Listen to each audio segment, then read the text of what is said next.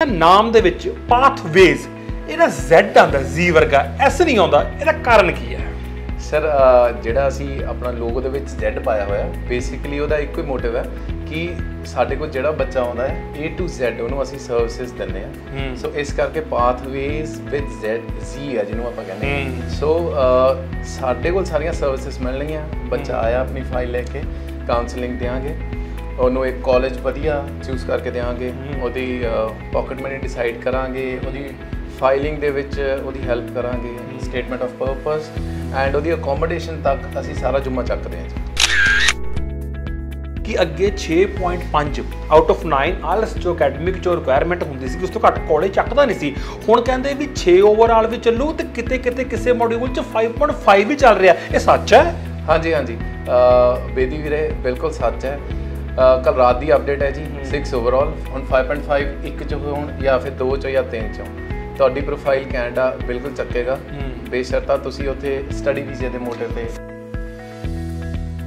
USA ਦਾ interview base visa ਹੈ number 1 ਕੀ ਗੱਲ ਪੰਜਾਬੀ ਥੋੜਾ ਜਿਹਾ ਘਬਰਾਉਂਦੇ ਨੇ ਇੰਟਰਵਿਊ ਤੋਂ ਕੀ ਚੱਕਰ ਹੈ ਤੇ ਨੰਬਰ 2 ਜਿਹੜੀ ਫੰਡਸ ਦੀ ਗੱਲ ਹੁੰਦੀ ਹੈ ਕਿ 올ਡ ਫੰਡਸ ਚਾਹੀਦੇ ਹੈ ਕਿ ਇੱਕ ਦਿਨ ਪੁਰਾਣੇ ਫੰਡਸ ਵੀ ਚੱਲਣਗੇ ਜਦੋਂ ਵੀ ਅਸੀਂ ਬੱਚਿਆਂ ਨੂੰ ਕਾਉਂਸਲਿੰਗ ਕਰਦੇ ਹਾਂ ਤੇ ਪਹਿਲਾ ਕੁਐਸਚਨ ਬੱਚਿਆਂ ਦਾ ਇਹੀ ਹੁੰਦਾ ਹੈ ਕਿ ਭਾਜੀ ਇੰਟਰਵਿਊ ਨਹੀਂ ਅਸੀਂ ਦੇਣੀ ਸਾਡਾ USA ਦਾ ਵੀਜ਼ਾ ਲਵਾ ਦਿਓ ਸਟੱਡੀ ਵੀਜ਼ਾ ਸੋ ਇੱਕ ਬਹੁਤ ਵੱਡਾ ਪ੍ਰੋਟੋਕਾਲ ਉਹਨਾਂ ਨੇ ਰੱਖਿਆ ਹੋਇਆ ਹੈ ਕਿ ਜਿਹੜਾ ਬੱਚਾ ਉੱਥੇ ਪੜ੍ਹਨ ਲਈ ਚੱਲਿਆ ਹੈ ਸੋ ਉਹਦੇ ਲਈ ਇੰਟਰਵਿਊ ਮਸਟ ਆ ਦੂਜਾ ਜਿਹੜਾ ਸਵਾਲ ਆ ਜਿਹੜਾ ਆਪਾਂ ਕਹਿੰਦੇ ਆ ਕਿ ਆਪਾਂ ਨੂੰ ਫੰਡਸ ਦੀ ਰਿਕੁਆਇਰਮੈਂਟ ਆ ਸੋ ਬਹੁਤ ਜ਼ਿਆਦਾ ਬੱਚੇ ਇਦਾਂ ਨੇ ਸਾਡੇ ਕੋਲ ਆ ਕੇ ਕਹਿੰਦੇ ਨੇ ਜੀ ਅਸੀਂ ਪੈਕੇਜ ਕੀਤਾ ਹੋਇਆ ਹੈ ਕਿ ਸਾਰੇ ਪੈਸੇ ਅਸੀਂ ਵੀਜ਼ਾ ਲੱਗਣ ਤੋਂ ਬਾਅਦ ਦੇਣੇ ਨੇ ਸੋ ਇਦਾਂ ਦੀ ਕੋਈ ਗੱਲ ਨਹੀਂ ਹੈ USA 'ਚ ਮੈਜੋਰਟੀ ਯੂਨੀਵਰਸਿਟੀਜ਼ ਨੇ ਉਹ ਆਪਣੇ ਜਿਹੜੇ ਫੰਡ ਨੇ ਜਿਹੜੇ ਆਪਾਂ ਟਿਊਸ਼ਨ ਫੀਸ ਕਹਿੰਦੇ ਆ ਉਹ ਵੀਜ਼ੇ ਤੋਂ ਬਾਅਦ ਹੀ ਲੈਂਦੀਆਂ ਠੀਕ ਹੈ ਸੋ ਜੇ ਤੁਹਾਡੇ ਕੋਲ ਆਪਣੇ ਇੱਕ ਦਿਨ ਪੁਰਾਣੇ ਫੰਡ ਹੈਗੇ ਨੇ ਫੰਡ ਬੇਸਿਕਲੀ ਇੱਥੇ ਮੇਰਾ ਕਹਿਣ ਦਾ ਮਤਲਬ ਇਹ ਹੈ ਜਿਹਦੇ ਵਿੱਚ ਟਿਊਸ਼ਨ ਫੀਸਾਂ ਨੇ ਜਿਹਦੇ ਵਿੱਚ ਕਾਸਟ ਆਫ ਲਿਵਿੰਗ ਹੈ ਜਿਹਦੇ ਵਿੱਚ 에ਅਰ ਟਿਕਟ ਹੈ ਉਹ ਸਾਰੇ ਖਰਚੇ ਨੂੰ ਮਿਲਾ ਕੇ ਕੁਝ 25 ਤੋਂ 30 ਲੱਖ ਰੁਪਏ ਹੋਣਾ USA ਤੇ ਕੈਨੇਡਾ ਇੱਕ ਐਸੀ ਦੋ ਕੰਟਰੀਆਂ ਨੇ ਜਿਨ੍ਹਾਂ ਦੀ world education all over world ਦੇ ਵਿੱਚ ਮੰਨੀ ਜਾਂਦੀ ਹੈ ਚਾਹੇ USA ਦੀ ਯੂਨੀਵਰਸਿਟੀਜ਼ ਕਰ ਲਓ ਚਾਹੇ ਫਿਰ ਕੈਨੇਡਾ ਦਾ ਕੋਈ ਵੀ ਸਰਕਾਰੀ ਕਾਲਜ ਕਰ ਲਓ ਜੇ ਤੁਹਾਡੀ ਫਿਊਚਰ ਆਬਜੈਕਟਿਵ ਜਾਂ ਜਿਹਨੂੰ ਆਪਾਂ ਪੰਜਾਬੀ ਕਹਿੰਦੇ ਜੇ ਨੀਤ ਪੜ੍ਹਨ ਦੀ ਆਪਣੀ ਤਾਂ ਫਿਰ ਕੋਈ ਟੈਨਸ਼ਨ ਨਹੀਂ ਹੈ ਕਿਸੇ ਵੀ ਸਰਕਾਰੀ ਅਦਾਰੇ ਨੂੰ ਫੜ ਕੇ ਤੁਸੀਂ ਉੱਥੇ ਪੜ੍ਹ ਸਕਦੇ ਹੋ ਚਾਹੇ ਉਹ USA ਹੋਵੇ ਚਾਹੇ ਆਸਟ੍ਰੇਲੀਆ ਚਾਹੇ ਕੈਨੇਡਾ ਕੋਈ ਵੀ ਕੰਟਰੀ ਹੋਵੇ ਜੇ ਪੜ੍ਹਨ ਦੀ ਨੀਤ ਆਪਣੀ ਆਪਾਂ ਨੂੰ ਕੋਈ ਵੀ ਕੰਟਰੀ ਆਪਟ ਕਰ ਲੈਣੀ ਚਾਹੀਦੀ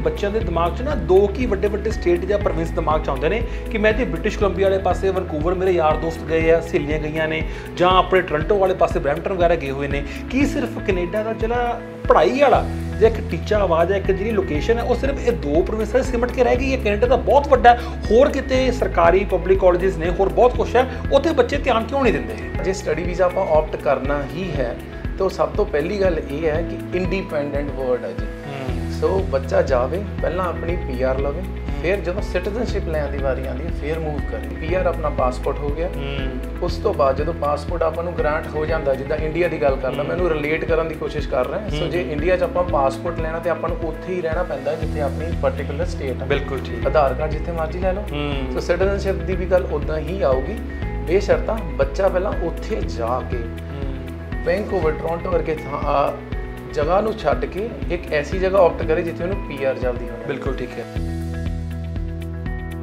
ਕੁਝ ਦਿਨਾਂ ਤੋਂ ਸੋਸ਼ਲ ਮੀਡੀਆ ਤੇ ਮੈਂ ਵੀ ਸੁਣ ਰਿਹਾ ਕਹਿੰਦੇ ਰਿਸੈਸ਼ਨ ਆਇਆ ਪਿਆ ਕਹਿੰਦੇ ਵੀ ਇੱਕ ਜੌਬ ਦੇ ਵਾਸਤੇ 15 20 ਮੁੰਡੇ ਕੁੜੀਆਂ ਦੀਆਂ ਬਾਹਰ ਲਾਈਨਾਂ ਲੱਗੀਆਂ ਹੋਈਆਂ ਨੇ ਪ੍ਰਾਈਵੇਟ ਜੌਬ ਵਾਸਤੇ ਤੇ ਕੁਝ ਤਾਂ ਮੈਂ ਇਹ ਵੀ ਗੱਲਾਂ ਸੁਣ ਰਿਹਾ ਕਿ ਲੋਕ ਆਪਣੇ ਹੁਣ ਬੈਗ ਪੈਕ ਕਰਕੇ ਵਾਪਸ ਪੰਜਾਬ ਨੂੰ ਮੁੜਨ ਬਾਰੇ ਸੋਚ ਰਿਹਾ ਇਹ ਕਿੰਨਾ ਸੱਚ ਹੈ ਭਾਜੀ ਕੁਝ ਸੱਚ ਹੱਦੋਂ ਵੱਧ ਵੱਡਾ ਕਰਕੇ ਦਿਖਾਇਆ ਜਾਂਦਾ ਇਹ ਵੀ ਮੰਨ ਲਈਏ ਜਾਂ ਕੁਝ ਸੱਚ ਹੁੰਦਾ ਵੀ ਹੈ ਕਹਿੰਦੇ ਜਿੱਥੇ ਅੱਗ ਲੱਗੀ ਹੈ ਚੰਗਾਰੀ ਉੱਥੇ ਹੁੰਦੀ ਹੈ ਸੋ ਇਹ ਬਿਲਕੁਲ ਨਹੀਂ ਮੈਂ ਕਹੂੰਗਾ ਕਿ ਉੱਥੇ ਜੌਬ ਦੀ ਕਿੱਲਤ ਹੈਗੀ ਹੈ ਬਿਲਕੁਲ ਹੈਗੀ ਹੈ ਜੀ 18 ਸਾਲ ਤੋਂ ਲੈ ਕੇ 30 ਸਾਲ ਦਾ ਜਿਹੜਾ ਜ਼ੋਨ ਹੈ ਸਾਡਾ ਪੰਜਾਬ ਦਾ ਉੱਥੇ ਜਾ ਰਿਹਾ ਐਕਸਟ੍ਰੀਮ ਯੂਥ ਉੱਥੇ ਜਾ ਰਿਹਾ ਸੋ 18 to 30 ਦੇ ਜਿਹੜੀ ਉੱਥੇ ਜੌਬਸ ਦੀ ਰਿਕੁਆਇਰਮੈਂਟ ਹੈ ਜਾਂ ਫਿਰ ਵੈਕੈਂਸੀ ਹੈ ਉਹਨੂੰ ਇੱਕ ਨੂੰ ਲੈਣ ਲਈ 100 ਖੜੇ ਨੇ ਸੋ ਆਪਾਂ ਜੇ ਟੋਰਾਂਟੋ ਹੀ ਵੇਖੀ ਜਾਵਾਂਗੇ ਆਪਾਂ ਜੇ ਵੈਨਕੂਵਰ ਸਰੀ ਹੀ ਵੇਖੀ ਜਾਵਾਂਗੇ ਸੋ ਉਹਦੇ ਵਿੱਚ ਬੱਚਿਆਂ ਨੂੰ ਜੌਬ ਲੈਣ ਦੇ ਵਿੱਚ ਦਿੱਕਤ ਜ਼ਰੂਰ ਆਏਗੀ ਕਿੱਲਤ ਜ਼ਰੂਰ ਆਏਗੀ ਹੋਮਵਰਕ ਦੀ ਗੱਲ ਕਰਦੇ ਹਾਂ ਜੀ ਫਿਰ ਉੱਥੇ ਮੁੜ ਕੇ ਆਊਂਗਾ ਜੇ ਤੁਸੀਂ ਉੱਥੇ ਚੱਲੇ ਹੀ ਹੋ ਜੇ ਵੈਨਕੂਵਰ ਚੱਲੇ ਹੋ ਤਾਂ ਤੁਹਾਨੂੰ ਪਤਾ ਹੋਣਾ ਚਾਹੀਦਾ ਕਿ ਵੈਨਕੂਵਰ ਸਰੀ ਟੋਰਾਂਟੋ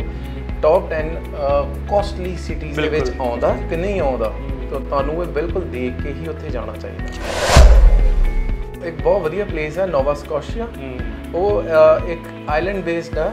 ਸੋ ਉੱਥੇ ਇੱਕ ਯੂਨੀਵਰਸਿਟੀ ਹੈ ਅਕਾਡੀਆ ਵੁਲਫਵਿਲ, ਡਲਹੌਜ਼ੀ ਯੂਨੀਵਰਸਿਟੀ ਹੈ।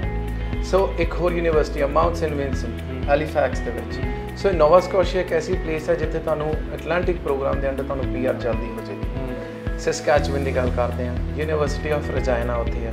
ਸੋ ਉੱਥੇ ਤੁਹਾਨੂੰ PR ਛੇਤੀ ਹੋ ਜਾਏਗੀ। ਯੂਕੌਨ ਟੈਰੀਟਰੀ ਗੱਲ ਕਰਦੇ ਹਾਂ, ਸੋ ਯੂਕੌਨ ਟੈਰੀਟਰੀਜ਼ ਦੇ ਵਿੱਚ ਤੁਹਾਨੂੰ PR ਜਲਦੀ ਹੋ ਜਾਏਗੀ। ਜੇ ਗੱਲ ਕਰਦੇ ਹਾਂ ਅਲਬਰਟਾ ਦੀ, ਐਡਮਿੰਟਨ ਤੇ ਕੈਲਗਰੀ ਇੱਦਾਂ ਦੀਆਂ ਥਾਵਾਂ ਨੇ ਜਿੱਥੇ ਤੁਹਾਨੂੰ ਜਲਦੀ PR ਹੋ ਜਾਏਗੀ। ਰੈਡ ਡੀਅਰ ਕਰਕੇ ਇੱਕ ਜਗ੍ਹਾ ਹੈਗੀ, ਉੱਥੇ ਜਲਦੀ PR ਹੋ ਜਾਏਗੀ। ਲਾਰਡ ਮਿਨਿਸਟਰ ਲੇਕਲੈਂਡ ਕਾਲਜ ਹੈ, ਉੱਥੇ ਜਲਦੀ PR ਹੋ ਜਾਏਗੀ। ਸੋ ਇਹ ਬਹੁਤ ਜ਼ਿਆਦਾ ਕਾਲਜਿਸ ਉੱਥੇ ਨੇ ਪ੍ਰੋਵਿੰਸਿਸ ਦੇ ਵਿੱਚ, ਜਿਹਨੂੰ ਆਪਾਂ ਕਹਿੰਦੇ ਹਾਂ ਮੇਨ ਸ਼ਹਿਰ ਛੱਡ ਕੇ 2.5 ਘੰਟੇ 3 ਘੰਟੇ 5 ਘੰਟੇ ਅੱਗੇ ਜਾਣਾ ਪਏਗਾ, PR ਬਹੁਤ ਜਲਦੀ ਹੋਏਗੀ।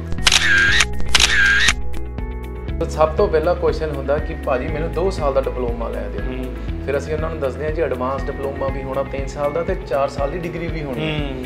ਸੋ ਬੱਚਾ ਕਹਿੰਦਾ ਨਹੀਂ ਭਾਜੀ ਮੈਂ ਸਿਰਫ 2 ਸਾਲ ਦਾ ਕੋਰਸ ਹੀ ਕਰਨਾ ਚਾਹੂੰਗਾ। ਸੋ ਇਹ ਚੀਜ਼ ਆਪਾਂ ਨੂੰ ਸਮਝਣੀ ਚਾਹੀਦੀ ਹੈ ਕਿ 2, 3 ਤੇ 4।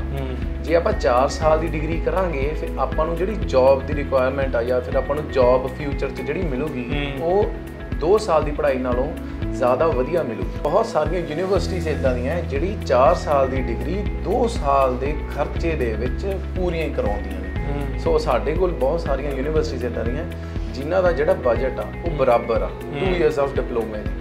ਫਿਰ ਆਪਾਂ ਗੱਲ ਕਰਦੇ ਹਾਂ ਬੱਚਾ ਉੱਥੇ ਜਾ ਕੇ ਇੱਕੋ ਹੀ ਗੱਲ ਕਰਦਾ ਹੈ, ਉਹ ਕਹਿੰਦਾ ਭਾਜੀ ਮੈਂ ਪੜ੍ਹਨਾ ਘੱਟ ਆ ਤੇ ਮੈਂ ਪੈਸੇ ਜ਼ਿਆਦਾ ਕਮਾਣੇ।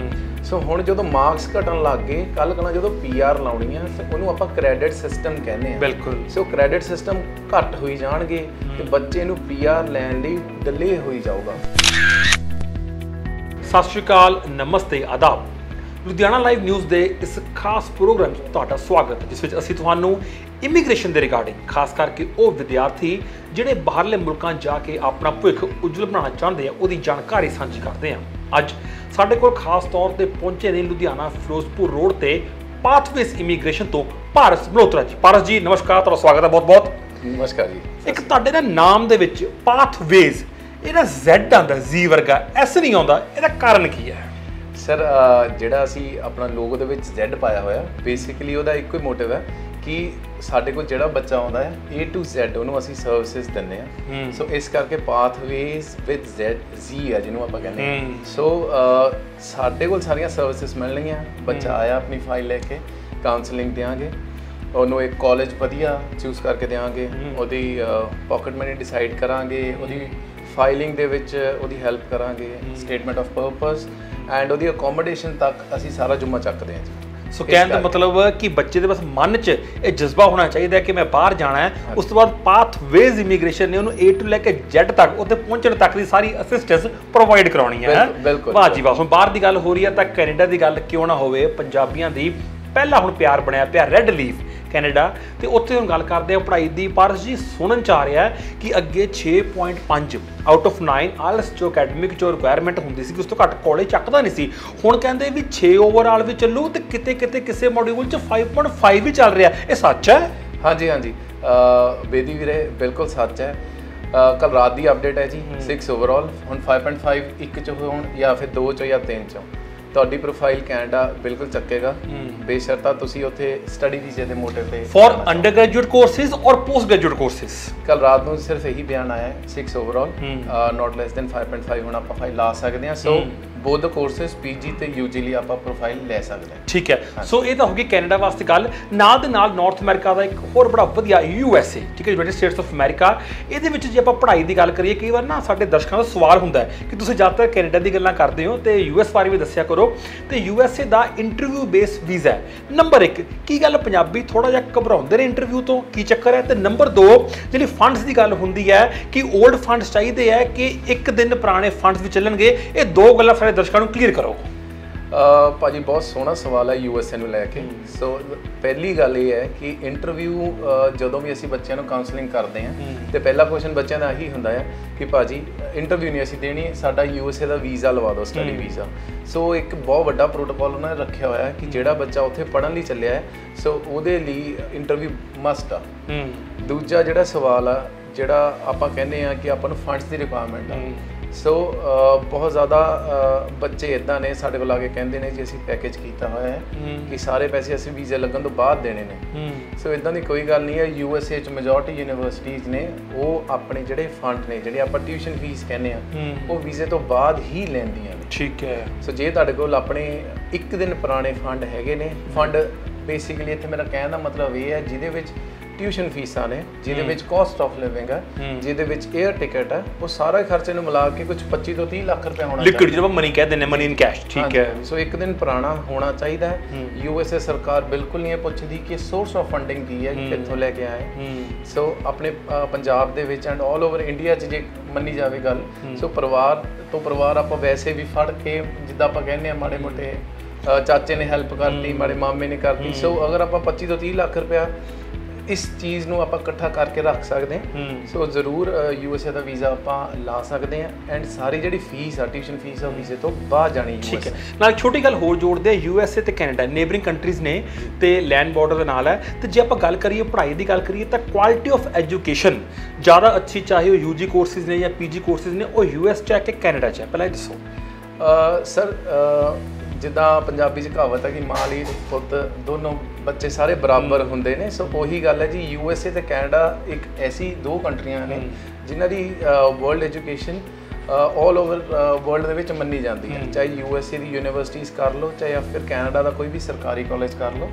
ਜੇ ਤੁਹਾਡੀ ਫਿਊਚਰ ਆਬਜੈਕਟਿਵ ਜਾਂ ਜਿਹਨੂੰ ਆਪਾਂ ਪੰਜਾਬੀ ਕਹਿੰਦੇ ਜੇ ਨੀਤ ਪੜ੍ਹਨ ਦੀ ਆਪਣੀ, ਤਾਂ ਫਿਰ ਕੋਈ ਟੈਨਸ਼ਨ ਨਹੀਂ ਹੈ। ਕਿਸੇ ਵੀ ਸਰਕਾਰੀ ਅਦਾਰੇ ਨੂੰ ਫੜ ਕੇ ਤੁਸੀਂ ਉੱਥੇ ਪੜ੍ਹ ਸਕਦੇ ਹੋ, ਚਾਹੇ ਉਹ USA ਹੋਵੇ, ਚਾਹੇ ਆਸਟ੍ਰੇਲੀਆ, ਚਾਹੇ ਕੈਨੇਡਾ, ਕੋਈ ਵੀ ਕੰਟਰੀ ਹੋਵੇ। ਜੇ ਪੜ੍ਹਨ ਦੀ ਨੀਤ ਆਪਣੀ, ਆਪਾਂ ਨੂੰ ਕੋਈ ਵੀ ਕੰਟਰੀ ਆਪਟ ਕਰ ਲੈਣੀ ਚਾਹੀਦੀ ਹੈ। ਬਿਲਕੁਲ ਠੀਕ ਹੈ ਜੀ। ਬੇਸ਼ਰਤਾਂ ਬਹੁਤ ਬੱਚੇ ਇੱਦਾਂ ਦੇ ਨੇ ਜਿਹੜੇ ਕਹਿੰਦੇ ਨੇ ਭਾਜੀ ਅਸੀਂ ਜਰਮਨੀ ਹੀ ਜਾਣਾ ਹੈ, ਅਸੀਂ ਆਟੋਮੋਬਾਈਲਸ ਕਰਨੇ ਆ, ਅਸੀਂ USA ਜਾਣਾ, ਅਸੀਂ ਰੋਬੋਟਿਕਸ ਜਾਣਾ, ਅਸੀਂ ਕੈਨੇਡਾ ਜਾਣਾ ਆ, ਸਾਡਾ ਬੇਸਿਕ ਮੋਟਿਵ ਹੈ ਅਸੀਂ PR ਲੈਣੀ, ਅਸੀਂ ਆਸਟ੍ਰੇਲੀਆ ਜਾਣਾ ਤੇ ਅਸੀਂ ਸਾਇੰਸ ਨੂੰ ਬੇਸਿਕਲੀ ਮੱਦੇ ਨਜ਼ਰ ਰੱਖ ਰਹੇ ਹਾਂ। ਸੋ ਕੰਟਰੀਜ਼ ਵੀ ਆਪਾਂ ਇੱਦਾਂ ਚੂਜ਼ ਕਰ ਸਕਦੇ ਹਾਂ, ਕਾਲਜਸ ਵੀ ਇੱਦਾਂ ਚੂਜ਼ ਕਰ ਸਕਦੇ ਹਾਂ। ਇਹ ਆਪਣੇ ਉੱਤੇ ਆ ਕਿ ਆਪਾਂ ਹੋਮਵਰਕ ਕਿੰਨਾ ਕੀਤਾ। ਸੋ ਨਾਰਮਲ ਤੁਸੀਂ ਪਾਰਸ ਜੀ ਨੋਟ ਕੀਤਾ ਹੋਣਾ ਕਿ ਬੱਚਿਆਂ ਦੇ ਦਿਮਾਗ 'ਚ ਨਾ 2 ਕੀ ਵੱਡੇ ਸਟੇਟ ਜਾਂ ਪ੍ਰੋਵਿੰਸ ਦਿਮਾਗ 'ਚ ਆਉਂਦੇ ਨੇ ਕਿ ਮੈਂ ਜੀ ਬ੍ਰਿਟਿਸ਼ ਕੋਲੰਬੀਆ ਵਾਲੇ ਪਾਸੇ ਵਨਕੂਵਰ ਮੇਰੇ ਯਾਰ ਦੋਸਤ ਗਏ ਆ, ਸਹੇਲੀਆਂ ਗਈਆਂ ਨੇ, ਜਾਂ ਆਪਣੇ ਟੋਰਾਂਟੋ ਵਾਲੇ ਪਾਸੇ ਬਰੈਂਪਟਨ ਵਗੈਰਾ ਗਏ ਹੋਏ ਨੇ। ਕੀ ਸਿਰਫ ਕੈਨੇਡਾ ਦਾ ਜਿਹੜਾ ਪੜ੍ਹਾਈ ਵਾਲਾ ਜਾਂ ਇੱਕ ਟੀਚਾ ਆਵਾਜ਼ ਹੈ, ਇੱਕ ਜਿਹੜੀ ਲੋਕੇਸ਼ਨ ਹੈ, ਉਹ ਸਿਰਫ ਇਹ 2 ਪ੍ਰੋਵਿੰਸਾਂ 'ਚ ਸਿਮਟ ਕੇ ਰਹਿ ਗਈ ਹੈ? ਕੈਨੇਡਾ ਤਾਂ ਬਹੁਤ ਵੱਡਾ,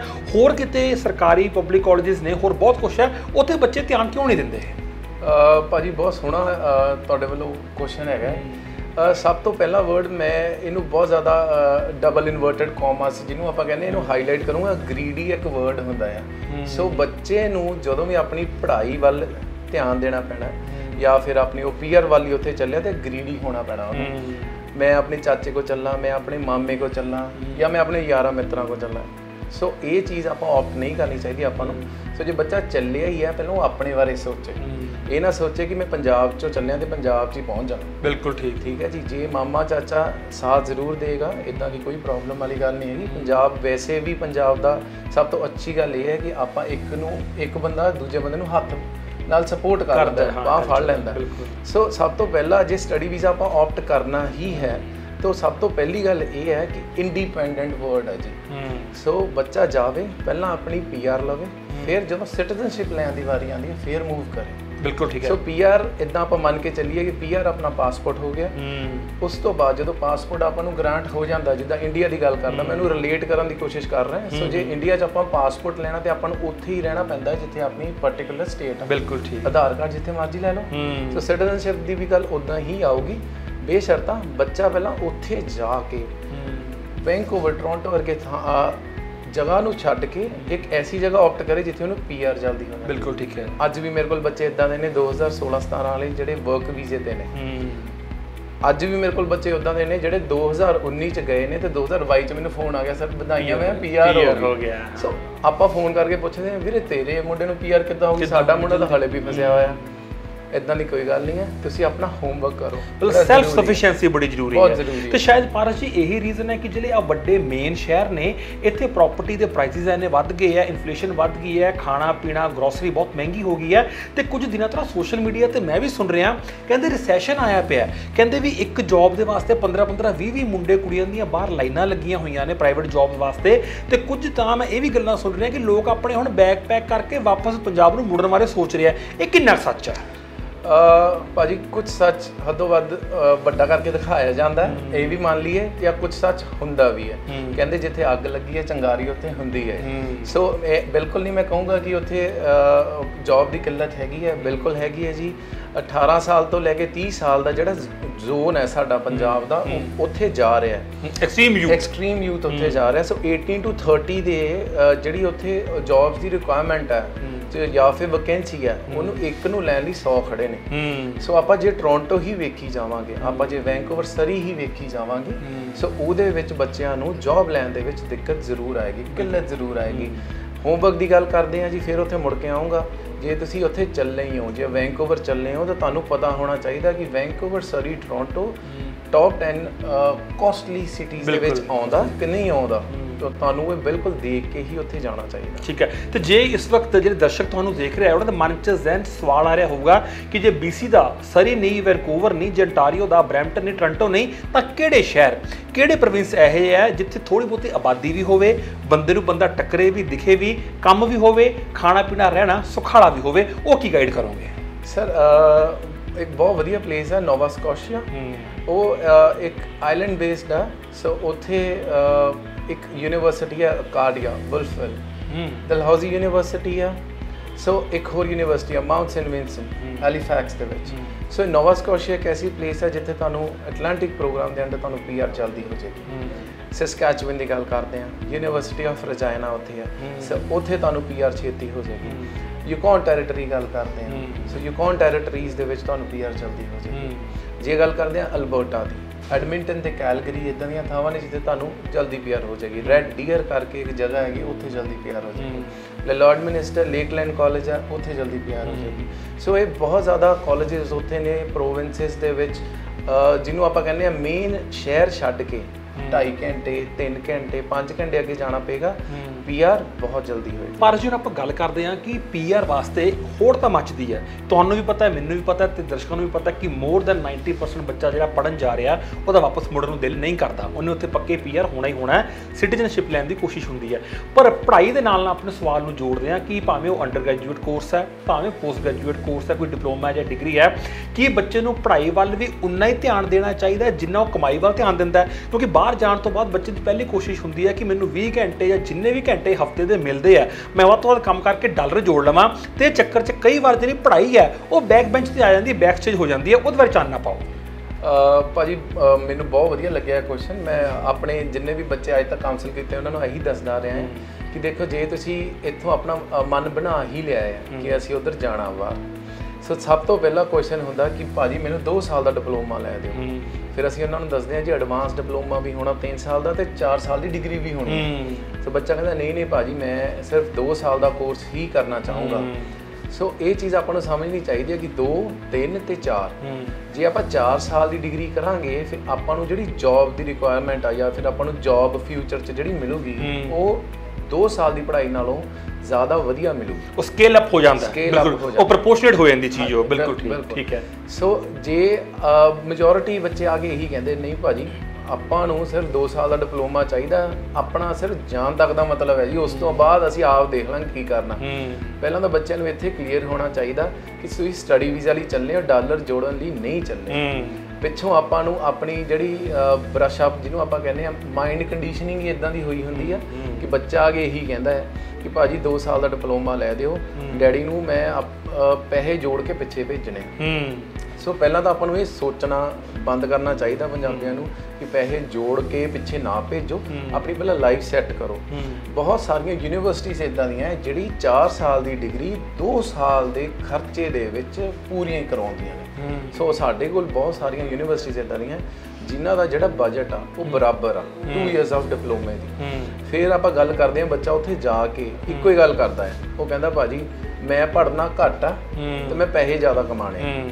ਸੋ ਹੁਣ ਜਦੋਂ ਮਾਰਕਸ ਘਟਣ ਲੱਗ ਗਏ, ਕੱਲ ਕਲਾਂ ਜਦੋਂ PR ਲਾਉਣੀ ਆ ਤੇ ਉਹਨੂੰ ਆਪਾਂ ਕ੍ਰੈਡਿਟ ਸਿਸਟਮ ਕਹਿੰਦੇ ਆ। ਬਿਲਕੁਲ। ਸੋ ਕ੍ਰੈਡਿਟ ਸਿਸਟਮ ਘੱਟ ਹੋਈ ਜਾਣਗੇ ਤੇ ਬੱਚੇ ਨੂੰ PR ਲੈਣ ਲਈ ਡਿਲੇ ਹੋਈ ਜਾਊਗਾ। ਬਿਲਕੁਲ ਠੀਕ। PR ਮਿਲ ਜ਼ਰੂਰ ਜਾਊਗੀ ਪਰ ਔਖੀ ਮਿਲੂਗੀ। ਬਿਲਕੁਲ ਠੀਕ। ਔਖੀ ਜਦੋਂ PR ਮਿਲਦੀ ਆ ਤੇ ਬੰਦਾ ਕਹਿੰਦਾ ਕਿ ਮੇਰੀ PR ਬਹੁਤ ਔਖੀ ਹੋਈ ਆ, ਦੂਜਾ ਉਹਦਾ ਫਰੈਂਡ ਕਹਿੰਦਾ ਮੈਂ ਤਾਂ ਬਹੁਤ ਸੌਖੀ PR ਕਰ ਲਈ।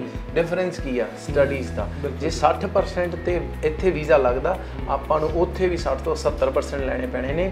ਆਪਣਾ ਜਿਹੜਾ PR ਵੀਜ਼ਾ ਹੈ ਬਹੁਤ ਜਲਦੀ ਮਿਲ ਜਾਏਗਾ। ਠੀਕ ਹੈ ਜੀ। ਸੋ ਇਹ ਇੱਕ ਬਹੁਤ ਵਧੀਆ ਪੁਆਇੰਟ ਹੈ। ਠੀਕ ਹੈ। ਸੋ ਨਾਲ ਦੇ ਨਾਲ ਗੱਲ ਔਖਾਈ ਦੀ ਹੋ ਰਹੀ ਹੈ, ਪੜ੍ਹਾਈ ਦੀ ਹੋ ਰਹੀ ਹੈ। ਕੁਝ ਬੱਚੇ ਜੇ ਹੁੰਦੇ ਨੇ ਜਿਨ੍ਹਾਂ ਦੇ ਦਿਲ 'ਚ ਜਜ਼ਬਾ ਹੁੰਦਾ, ਦਿਮਾਗ 'ਚ ਹੁੰਦਾ, ਦਿਲ 'ਚ ਹੁੰਦਾ ਮੈਂ ਬਾਹਰ ਜਾ ਕੇ ਕੁਝ ਕਰ ਸਕਦਾ, ਪਰ ਕਿਸੇ ਨਾ ਕਿਸੇ ਮਜਬੂਰਨ ਵਰਸ਼, ਕਿਸੇ ਨਾ ਕਿਸੇ ਰਿਸਪੌਂਸਿਬਿਲਿਟੀ ਦੇ ਚੱਲਦੇ ਆ, ਮਜਬੂਰੀ ਚੱਲਦੇ ਆ, ਉਹ ਸਕੋਰ ਆ ਜਿਹੜਾ ਪੜ੍ਹਾਈ 'ਚ ਨਹੀਂ ਲੈ ਪਾਉਂਦੇ। ਫੋਰ ਐਗਜ਼ਾਮਪਲ +2 ਦੀ ਗੱਲ ਕਰ ਲੈਂਦੇ ਆ, ਕਿਸੇ ਬੱਚੇ ਕੋਲੋਂ ਪਾਸਿੰਗ ਮਾਰਕ ਚੰਗੇ ਨਹੀਂ ਲਏ ਜਾਂਦੇ, ਸਪਲੀ ਵੀ ਆ ਜਾਂਦੀ ਹੈ, ਤਾਂ ਪਾਰਸ ਜੀ ਕੀ ਉਹ ਬੱਚਾ ਬਾਹਰ ਜਾਣ ਦਾ ਸੁਪਨਾ ਮਨ 'ਚ ਰੱਖ ਕੇ ਰਹਿ ਜੇ?